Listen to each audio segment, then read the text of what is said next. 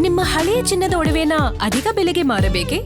ಆಟಿಕಾಗೆ ಕಾಲ್ ಮಾಡಿ 8880 Attica gold company.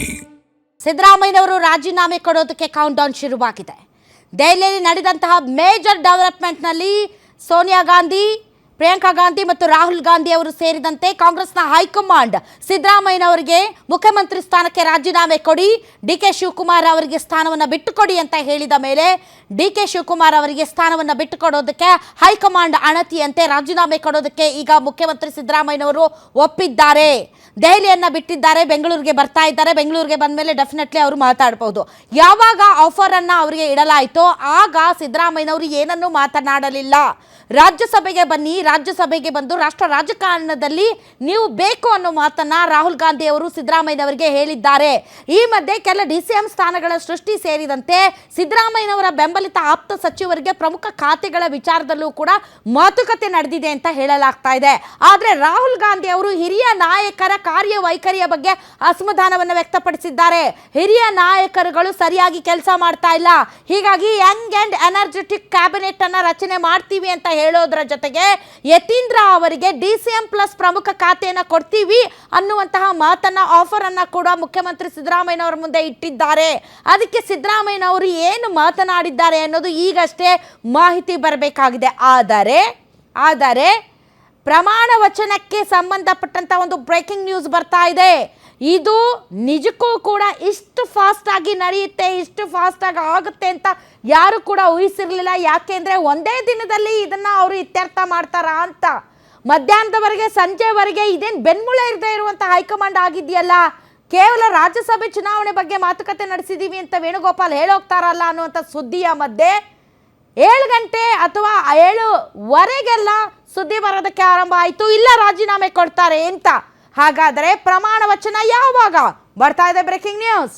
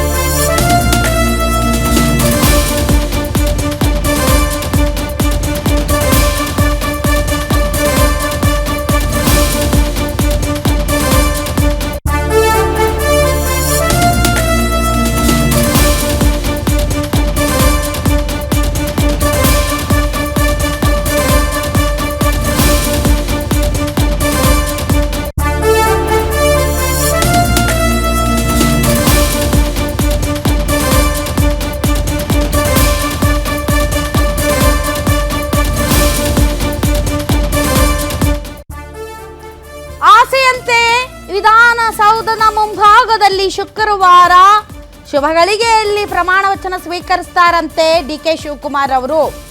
ಮೊದಲು ರಾಜೀನಾಮೆ ಕೊಡಬೇಕು, ತದನಂತರ ಪ್ರಮಾಣ ವಚನ ಸ್ವೀಕರಿಸಬೇಕು. ಆಲ್ ರೈಟ್, ಈ ಒಂದು ಮಹತ್ತರವಾದಂತಹ ಬೆಳವಣಿಗೆಗಳಿಗೆ ಸಂಬಂಧಪಟ್ಟಂತೆ ಹೆಚ್ಚಿನ ಡೀಟೇಲ್ಸ್ ಕೊಡೋದಕ್ಕೆ ಆಗಿಂದಲೂ ಕೂಡ ಸಂಪಾದಕರಾದಂಥ ಸತೀಶ್ ಮತ್ತು political bureau chief Maruti Pavagada ನೇರ ಸಂಪರ್ಕದಲ್ಲೇ ಇದ್ದಾರೆ. ನನ್ನ ಧ್ವನಿ ಕೇಳಿಸ್ತಾ ಇದ್ರೆ ಮಾರುತಿ, ನನ್ನ ಧ್ವನಿ ತಮಗೆ ಕೇಳಿಸ್ತಾ ಇದ್ರೆ, ಯತೀಂದ್ರ ಅವರು DCM ಪ್ಲಸ್ ಪ್ರಮುಖ ಖಾತೆ, ಕ್ಯಾಬಿನೆಟ್ನಲ್ಲಿ ಹಿರಿಯ ಸಚಿವರಿಗೆ ಕೊಕ್, ಹೊಸ ಯಂಗ್ ಅಂಡ್ ಎನರ್ಜೆಟಿಕ್ ಕ್ಯಾಬಿನೆಟ್ ಇರಲಿದೆ ಅನ್ನುವಂಥ ಸುದ್ದಿಗಳು ಕೂಡ ಬರ್ತಾ ಇದೆ. Rahul Gandhi is very upset with the ಹಿರಿಯ ಸಚಿವರುಗಳ ಒಂದು ಕಾರ್ಯವೈಖರಿಗೆ. ಸೊ ಇದು ಮುಂದಿನ ಚುನಾವಣೆಯನ್ನು ಗಮನದಲ್ಲಿಟ್ಟುಕೊಂಡು ಮಾಡಬಹುದಾದಂತಹ ಪ್ರಯತ್ನ ಅಥವಾ ಸ್ಟ್ರಾಟಜಿನ ಹೇಗಿದು, ಇದನ್ನು ಹೇಗೆ ವಿಶ್ಲೇಷಣೆ ಮಾಡ್ತೀರಿ? ರಾಧಾ, ಇವತ್ತಿನ ಬೆಳವಣಿಗೆ ನೋಡಿದ್ರೆ ತಮಿಳುನಾಡು ಚುನಾವಣಾ ಫಲಿತಾಂಶ ಬಂದ ಬಳಿಕ ರಾಹುಲ್ ಗಾಂಧಿ ಅವರು ಕೂಡ ಬೇರೆ ರೀತಿಯಾಗಿ ಯೋಚನೆ ಮಾಡಿದಂತೆ ಕಾಣಿಸ್ತಾ ಇದೆ. ಸಹಜವಾಗಿ ಹಲವು ಹಿರಿಯ ಸಚಿವಗಳ ಬಗ್ಗೆ ಪರ್ಫಾರ್ಮೆನ್ಸ್ ಬಗ್ಗೆ ಅಂತಲ್ಲ, ಯಾವುದೇ ಸರ್ಕಾರ ಬಂದಾಗ 2013 ಸರ್ಕಾರ ಆಗಿರ್ಬೋದು, ಅದಕ್ಕೂ ಮೊದಲು ಬಂದಂತಹ 2004ರ ಸಮ್ಮಿಶ್ರ ಸರ್ಕಾರ ಆಗಿರ್ಬೋದು, 99ರಲ್ಲಿ SM ಕೃಷ್ಣ ಸರ್ಕಾರ ಆಗಿರ್ಬೋದು, ಹೀಗೆ ಯಾವಾಗ ಸರ್ಕಾರ ಬಂದಿದೆಯೋ ಆ ಸಂದರ್ಭದಿಂದ ಇವತ್ತಿನವರೆಗೂ ಕೂಡ ಒಂದಲ್ಲ ಒಂದು ಅಧಿಕಾರವನ್ನು ಅನುಭವಿಸ್ತಲೇ ಇದ್ದಾರೆ. ಇವರ ಪಕ್ಷಕ್ಕೆ ಕಾಣಿಕೆ ಏನು ಅನ್ನುವಂಥ ಒಂದು ಲೆಕ್ಕಾಚಾರಗಳು ಕಾಂಗ್ರೆಸ್ ಪಕ್ಷದಲ್ಲಿ ಶುರುವಾಗಿರುವಂಥದ್ದು. ಈಗ 70 ಇರುವಂಥವರನ್ನು ನಾವು ಇನ್ನಷ್ಟು ದಿನಗಳ ಕಾಲ ಅವರನ್ನೇ ಮಂತ್ರಿಗಳನ್ನಾಗಿ ಮಾಡಿ ಅವರನ್ನೇ ಮುಂದುವರಿಸ್ಕೊಂಡು ಹೋದರೆ ಮುಂದೆ ಕಾಂಗ್ರೆಸ್ನ ಸಂಘಟನೆ ಮಾಡೋದು ಹೇಗೆ, ಕಾಂಗ್ರೆಸ್ನ ಕಟ್ಟೋದು ಹೇಗೆ? ಈಗ BJP ಹೊಸಬರಿಗೆ ಅವಕಾಶಗಳನ್ನು ಕೊಡ್ತಾ ಇದೆ, ಯುವಕರಿಗೆ ಬೆಳೆಸುವಂಥ ಒಂದು ಕೆಲಸ ಆಗ್ತಿದೆ, ಯುವಕರಿಗೆ ಹೆಚ್ಚು ಮನೆ ಆಗ್ತಾ ಇದೆ. ಹೀಗಾಗಿ ನಾವು ಕೂಡ ಬದಲಾವಣೆ ಮಾಡ್ಕೊಳ್ತಾ ಇದ್ದರೆ ಪಕ್ಷ ಸಂಘಟನೆಯಲ್ಲಿ ಇನ್ನಷ್ಟು ಸೊರಗುತ್ತೆ, ಇನ್ನಷ್ಟು ಚುನಾವಣೆ ನಾವು ಸೋಲ್ಬೇಕಾಗುತ್ತೆ ಅನ್ನುವಂತಹ ಒಂದು ಲೆಕ್ಕಾಚಾರವನ್ನು ಹಾಕ್ಕೊಂಡೆ ಸಹಜವಾಗಿ ಹಲವು ಹಿರಿಯ ಸಚಿವರ ಬಗ್ಗೆ ಒಂದಷ್ಟು ಅಸಮಾಧಾನ ಇದ್ದಿದ್ದು ನಿಜ. ಈ ವಿಚಾರಕ್ಕೆ ಸಂಬಂಧಪಟ್ಟಂತೆ ಈಗ ನೂತನವಾಗಿ ಆಯ್ಕೆ ಆಗುವಂತಹ ಮುಖ್ಯಮಂತ್ರಿಗಳು ಹಾಗೂ ಹೈಕಮಾಂಡ್ ಸಿದ್ದರಾಮಯ್ಯ ಸೇರಿದಂತೆ ಮಲ್ಲಿಕಾರ್ಜುನ ಖರ್ಗೆ ಅವರು ಸೇರಿದಂತೆ ಲೆಕ್ಕಾಚಾರ ಹಾಕಿ ಯುವಕರು ಮತ್ತು ಹಿರಿಯರನ್ನು ಸರಿದೂಗಿಸ್ಕೊಂಡು ಸಮತೋಲನ ಒಂದು ಕ್ಯಾಬಿನೆಟನ್ನು ರಚನೆ ಮಾಡ್ಬೋದು. ಇಷ್ಟರ ಮಟ್ಟಿಗೆ ಇವತ್ತಿನ ಒಂದು ಬೆಳವಣಿಗೆ ಆಗಿದೆ.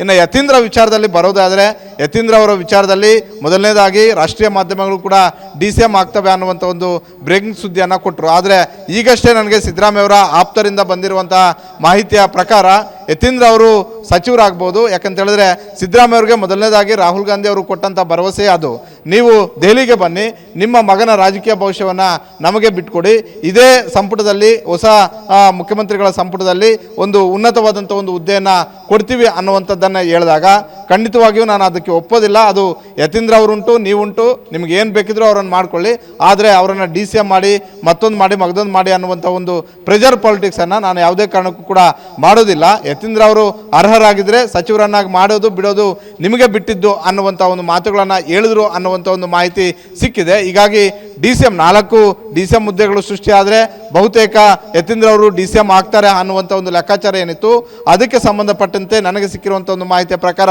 ಯತೀಂದ್ರ ಸಿದ್ದರಾಮಯ್ಯ ಅವರು DCM ಆಗ್ತಿಲ್ಲ ಅನ್ನುವಂಥ ಒಂದು ಮಾಹಿತಿ ಸಿಕ್ಕಿದೆ. ರಾಧಾ.